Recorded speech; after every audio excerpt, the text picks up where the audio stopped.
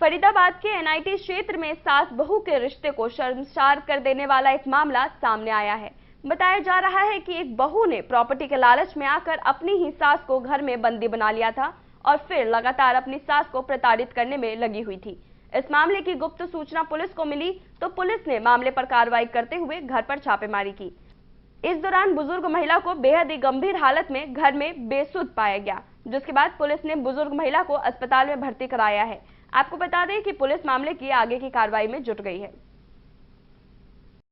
Paralysis तो हम लोगों को पता चला, हम लोग लेके गए, सारा ट्रीटमेंट करवाया, सारा उनका चेकअप करवाया और उसके बाद हमें उन्हें घर जाने को कह दिया डॉक्टर ने कि इनको सेवा की ज़रूरत है, इनको खाने पीने की ज़रूरत है, आप इन्हें घर पे ही भेजिए, घर ही रखिए।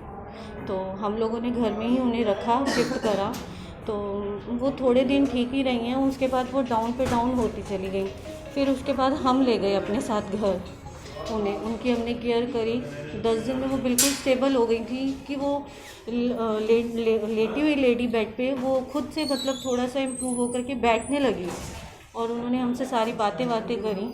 लेकिन उसके बाद उन्होंने कहा कि मुझे घर ही जाना है, जैसे पोते पोतियों में भी होता है। तो हमने उनको घर शिफ्ट किया और वहाँ पे बस 10 दिन के बाद हम उनके पास जाना आना उन्होंने हमारा बंद करवा दिया, हम जा नहीं पाए। अब हम संडे को उनके घर गए, मीटिंग हुई हमारी उनके साथ, हमारा पूरा परिवार गया था, हमारे पूरी फैमिली गई थी, 10-11 बंदे गए थे। तो उन्होंने वहाँ पे हमसे लड़ाई शुरू कर दी भाभी ने।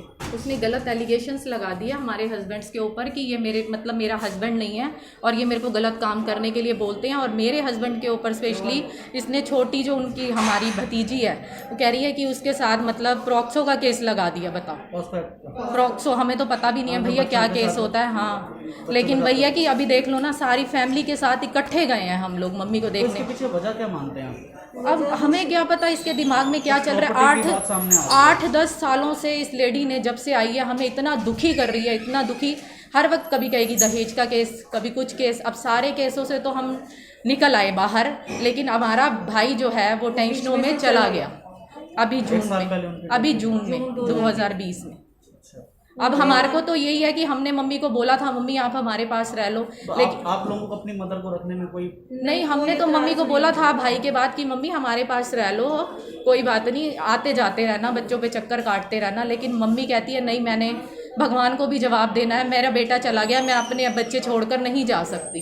लेकिन हमें हमारे 70 साल के मामा जी के ऊपर उसने एलिगेशन लगाए। आप कितने जैसे भाई बहन? हम 3 बहनें हैं और एक भाई था, भाई की डेथ हो चुकी है, हम 3 बहनें हैं।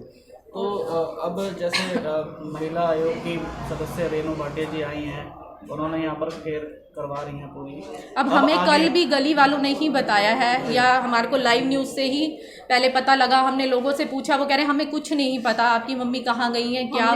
लेकिन हमने न्यूज़ देखी तो हमें मतलब लगा कि शायद किसी हॉस्पिटल में। हम रात भर मम्मी को ढूंढा लेकिन हमें नहीं पता चली। हमने इनका नंबर ट्राई किया लेकिन इनका नंबर भी अवेलेबल नहीं हुआ उस समय हमारे को। लेकिन आज सुबह इन्हीं का फ़ोन आया कि आपकी मदर की ये हालत है। देखिए, हमें गुप्त सूचना के आधार पर इसकी प्रोसीडिंग हमने की है। 2-3 दिन पहले एक अननोन का मुझे मैसेज आया कि इस तरह से 2H82 में एक बुज़ुर्ग लेडी हैं जो 75-80 साल के बीच में हैं और आपकी पुरानी जानकार भी हैं। जब ये वर्ड आया कि आपकी पुरानी जानकार हैं तो मुझे और उत्सुकता हुई कि ऐसा कौन है जो इतना प्रताड़ित है। तो मैंने 2 दिन रेकी की आसपास रह के कि क्या हिसाब है। तो 3rd डे मुझे लगा कि अब मुझे एंट्री करनी चाहिए और इस महिला को सहयोग देना चाहिए हमें पूरा। पुलिस लेकर मैं उनके घर पहुंची तो हमने देखा वो महिला बेसुध थी। उनकी दवाइयों को देखा तो कुछ ऐसी दवाइयां उसमें मिली जो देनी चाहिए नहीं देनी चाहिए, ये मेडिसिन के हिसाब से मेडिकल उससे पता करेंगे। लेकिन वो महिला कुछ अपनी बात कहने के उसमें नहीं थी, वो इतनी डरी हुई थी। लेकिन आधा पौना घंटा उनके पास रुकने के बाद और जब मैंने उनको रिकलेक्ट कराया कि मैं 15-20 साल पहले भी आपके पास आई थी, आप मेरे इस तरह से इलेक्शन में घूमे थे, तो ऐसे ऐसे उनकी जो आँखों का रिएक्शन था वो डिफरेंट होने लगा, वो पहचानने लगी। तो फिर उन्होंने मेरा हाथ कस के पकड़ लिया। ये देखिए, मेरी अंगूठी से उन्होंने यहाँ पे खूब दबा के हाथ पकड़ लिया। तो हमने उनसे पूछा कि आप ट्रीटमेंट कराना चाहती हो, तो उन्होंने कहा हाँ। यहाँ से जाना चाहती हो, उन्होंने कहा हाँ। ये हमने ऑन रिकॉर्ड उनका रिएक्शन रखा भी हुआ है। ऐसा मालूम हुआ कुछ अड़ोसी पड़ोसी आगे आना नहीं चाहते थे जब मैंने उनसे बातचीत की, लेकिन हर किसी का दबी आवाज़ में इशारा यही था कि इस आंटी को आप ले ही जाओ। तो समझ आ जाती है बात कि वो प्रताड़ित हैं और उनकी बहू घर पे नहीं थी, उनका एक छोटा पोता घर पे था। पूछने पर यह पता चला कि मम्मी कहीं बाहर गई हैं छोटी बहन को लेकर। और उस महिला के बारे में जो हमने पता किया वो यही था कि उनका 1 साल पहले बेटा एक्सपायर हो चुका है और बेटे के गम में वो परेशान थी और मेंटली उनको धक्का भी लगा, जिस वजह से शायद उनको एक बार अटैक आया, इस तरह से बताया गया। लेकिन उस अटैक के बाद वो महिला अपनी बहू को अपनी सारी प्रॉपर्टी ट्रांसफ़र करे या वो उनको रखना नहीं चाहती थी, कुछ इस तरह की स्टोरी जो निकल कर सामने आई, जो एक्चुअल बात है। तो मैंने पता किया और कौन कौन है परिवार में, तो मालूम हुआ कि 3 बेटियां हैं इस महिला की जो फरीदाबाद रहती हैं, 3 दामाद हैं, उनके बच्चे भी हैं। तो ये पूछने पर कि बेटियां क्यों नहीं आती, तो दादी ने मेरा हाथ पकड़ लिया कि नहीं नहीं उनको नहीं बुलाना। जब बहुत गहराई से पूछा कि क्यों नहीं बुलाना, पड़ोसियों से भी पूछा, तो उन्होंने कहा कि जब भी इनकी बेटियां आती हैं या दामाद आते हैं तो इनकी बहू उन पर इल्ज़ाम लगाती है, कुछ ना कुछ नेगेटिव बोलकर कि मेरे साथ बदतमीज़ी करते हैं, छेड़खानी करते हैं। और यहाँ तक कि उस जो इस महिला की पोती है 9 इयर्स की, माँ ने अपनी बेटी को भी इस्तेमाल किया इसमें और कहा कि उस बेटी का रेप करते हैं मेरे दामाद, मेरे नंदोई।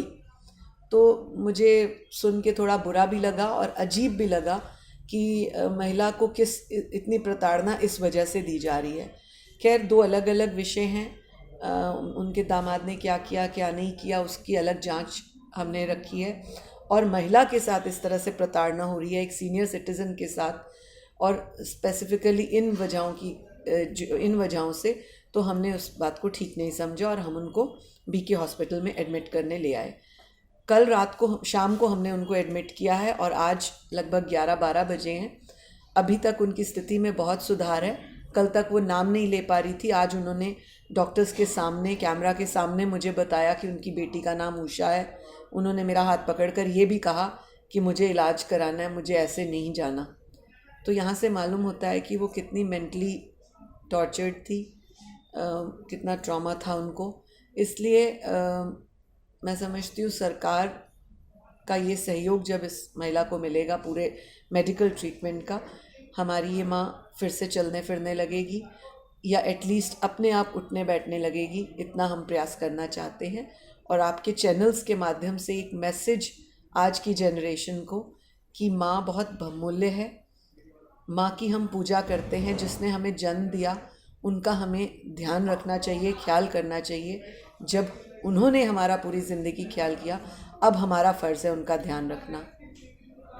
मैम जिस तरह आपने बताया कि उनकी बहू उन्हें प्रताड़ित करती थी, इस तरह आपको बताया गया, तो ये तो एक मैटर हुआ कि आप उन्हें यहाँ ले आए, अब उनका इलाज हो रहा है। पर अगर वो फिर से वहाँ जाएंगी तो फिर दोबारा ये होगा, क्या इस पर भी पुलिस की तरफ से कोई सहयोग लिया जा रहा है? हाँ, इसके लिए हमने विचार किया है कि एटलीस्ट 3 to 4 डेज़ का इस माँ का ट्रीटमेंट होने के बाद, उनकी स्थिति देखने के बाद, उनके सारे बच्चों को बुलाकर पुलिस के सामने इस चीज़ पर बयान लिया जाएगा कि अब वो माँ किसके पास रहेगी।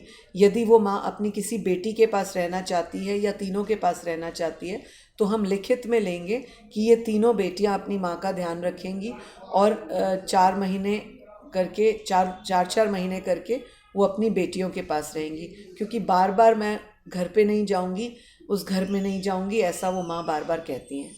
अब बहू जिस तरह से आरोप लगाती है, अभी कैमरे पे भी रिकॉर्ड हुआ, वो जैसे ही आई उसमें क्या डर के मारे आई है या किस वजह से? क्योंकि उन्होंने अभी आते ही एकदम आरोप लगाने शुरू कर दिया। हालांकि डॉक्टर से हालचाल पूछना चाहिए था, लेकिन डॉक्टर देखिए ये मुझे लगता है कि ये एक छोटी मानसिकता है, हल्की मानसिकता है। क्योंकि जब हम अपने बुज़ुर्गों को पैसे के लिए, प्रॉपर्टी के लिए, इन चीज़ों के लिए प्रताड़ित करते हैं, तो मुझे लगता है इससे घिनौना अपराध कोई और हो नहीं सकता।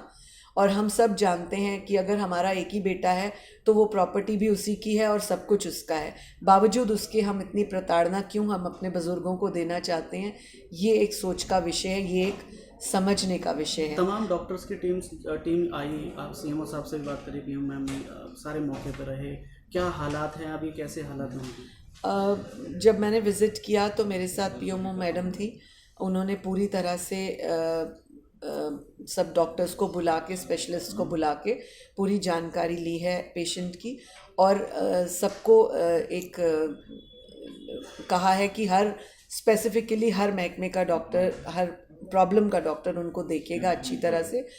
पूरा सिटी स्कैन, प्राइवेट डॉक्टर को भी बुलाने का तय किया गया है कि मेडिसिन का प्राइवेट डॉक्टर आए यहाँ पे उनको प्रॉपर्ली देखने, और मुझे लगता है कि पीएमओ मैम और सीएमओ साहब के सहयोग से इस माँ को दोबारा से एक नई रोशनी, नई ज़िंदगी मिलेगी। महिला पुलिस भी आई थी, उन्होंने भी बात करने की कोशिश की, क्या अगर उनके आरोप, जैसे महिला, फिलहाल तो अभी बुजुर्ग महिला की जो इलाज है, सेहत है, उसके ख्याल रखा जाएगा, लेकिन अगर आरोप सिद्ध होते हैं दुर्व्यवहार के बहू के, तो क्या उसमें एक्शन लिया? देखिए, मुझे लगता है मेरा फ़र्ज़ है इस माँ को दोबारा एक नया जीवन देना, प्रयास करना कि माँ दोबारा उठ सके, अपनी बात रख सके, और जो भी लीगल कार्रवाई है, जो लीगल बहू के खिलाफ़ या जिसके भी खिलाफ़ बनता है, वो लीगल सेल देखेगा।